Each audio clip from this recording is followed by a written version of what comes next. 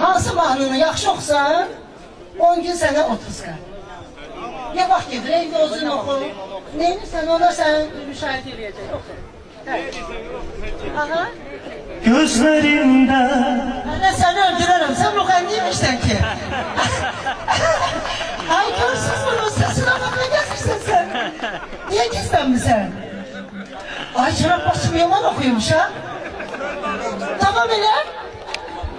Gözlerimde yine giriyorsun bu.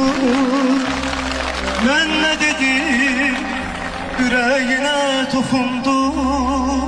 Ay yüzüne dedim budur. Sabahı Niye küstün? nedir benim günahım?